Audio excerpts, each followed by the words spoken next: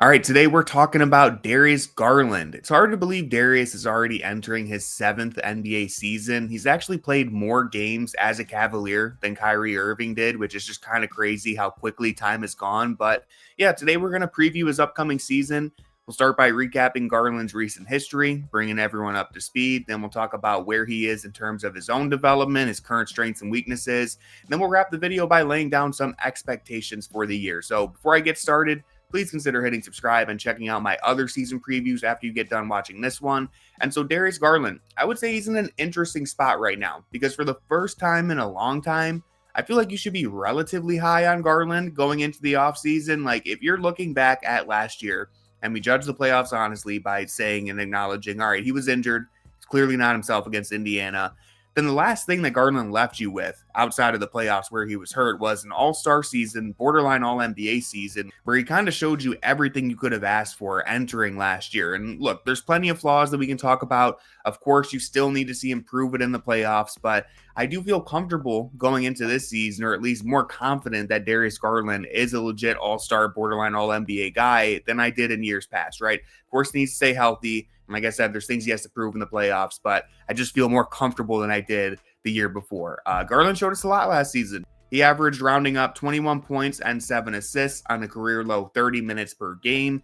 I thought it was the best season of his career. He also posted the best effective field goal percentage of his career. He was scoring from basically any area with efficiency, right? He started finishing in the paint at a really high rate, which was huge for him. He had his most effective year scoring at the rim. And this was in part due to Cleveland's offense in general taking a huge leap. There was so much spacing around him. But I also thought Garland's decision-making reached a point that it hadn't been at in the past, right? He would get downhill. He'd read the defense to perfection, and he'd either dump it off to a big or finish at the rim. Whereas in recent years, I thought he really started second-guessing himself when he would get down there in the trees. He was way more decisive last year, and it showed in how efficient he was from every spot on the floor, right? Garland was in the 96th percentile on short and mid-range shots, so that floater he loved was basically automatic. He was in the 90th percentile from the mid-range overall, and in the 84th percentile for three-point shooting. So that's just an elite shot chart right there. And above all that, Garland did something that I didn't see coming at all, which is that he kind of became Cleveland's closer for most of the regular season, right? Fourth quarter crunch time, game on the line. We were giving the ball to Darius Garland more often than I would have ever thought. He shot 53% in the clutch last season. He was in the running for clutch player of the year. It felt like to me, Garland had matured to where he was ready for the biggest moments in the game. And that's huge for a player who had previously struggled in the clutch. I thought Garland turned the corner here and was ready to absolutely show out on the big stage before he got hurt in the playoffs. So obviously, moving forward in our preview, that's the biggest question, right? I don't have to tell you guys. This is true for everyone on the roster.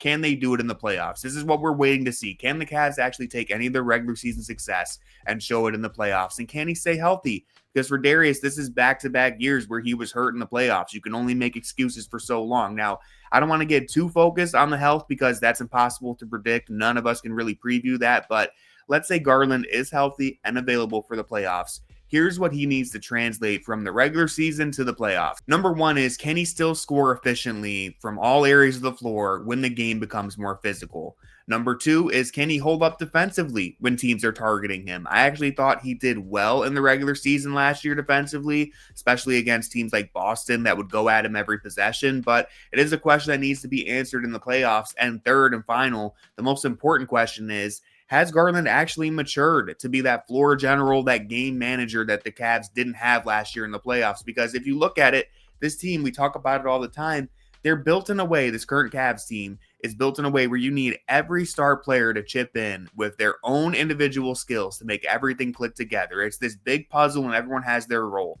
Garland, while he's not the best player on the team and he's not the best scorer on the team, he actually might be the most important in terms of harmonizing everything and making it fit together. He's the one who sets the table for everyone. Garland dictates the pace of the game. He's the game manager. It's his job to make sure that Mobley, Mitchell, and everyone else are getting their fair share of touches. He is the extension of Kenny Atkinson on the floor. It's on Darius Garland to stabilize this team and keep them focused and playing their brand of basketball on offense. Because last year we saw it. The Cavs strayed away from their offensive philosophy. They stopped playing the same brand of basketball that they had so much success with in the regular season. And so the question is, Did they do that because they just have some deeper problems that are always going to show up in the playoffs? Or did they get away from their brand of basketball because Darius Garland was either not out there, or when he was out there, he clearly wasn't himself? Because I think there's a pretty good chance that if you insert a healthy Garland into this mix again, then they're going to get right back to playing their style of basketball, whether it's in the regular season or the playoffs. I think he might be the missing piece in that regard.